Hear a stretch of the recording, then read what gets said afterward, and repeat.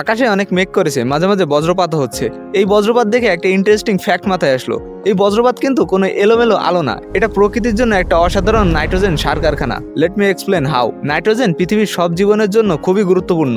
গাছ এই নাইট্রোজেন ব্যবহার করে ক্লোরোফিল তৈরি করে, যেটা গাছকে খাদ্য তৈরিতে সাহায্য করে। নাইট্রোজেনের অভাব হলে গাছ দুর্বল হয়ে যায়, গাছের পাতা হলুদ হয়ে যায় এবং গাছ মারা যায়। কিন্তু মজার বিষয় কি জানেন, আমাদের বাতাসে 78%ই নাইট্রোজেন, আর এই নাইট্রোজেন প্রকৃতিতে গ্যাস হিসেবে থাকে। দুইটি নাইট্রোজেন পরমাণু খুবই শক্তিশালী ত্রিবন্ধনে যুক্ত থাকে। এই বন্ধন এতটাই শক্তিশালী যে কোনো গাছ ও প্রাণী সরাসরি এটাকে ব্যবহার করতে পারে না। এটা ভাঙতেই লাগে বিশাল শক্তি। আর ঠিক এইখানটাতেই আসে বজ্রপাতের ভূমিকা। একটি বজ্রপাতের সময় বাতাসের তাপমাত্রা সূর্যের পৃষ্ঠের তাপমাত্রার থেকেও বেশি হয়ে যায়, আর এই ভয়ঙ্কর শক্তি বাতাসে থাকা নাইট্রোজেন অণুকে ভেঙে ফেলে। এরপর এই নাইট্রোজেন বাতাসে থাকা অক্সিজেনের সাথে বিক্রিয়া করে নাইট্রোজেন অক্সাইড অণু তৈরি করে। তখন এই অণুগুলো বৃষ্টির পানির সাথে মিশে মাটিতে চলে আসে আর ধীরে ধীরে মাটিকে উর্বর করে তোলে। অর্থাৎ প্রতিটি বজ্রঝড় মাটিকে প্রাকৃতিকভাবে নাইট্রোজেন সার দিচ্ছে। আর সামহাও আজ থেকে প্রায় 1400 বছর আগে আরবের এক নিরক্ষর লোক এই কথা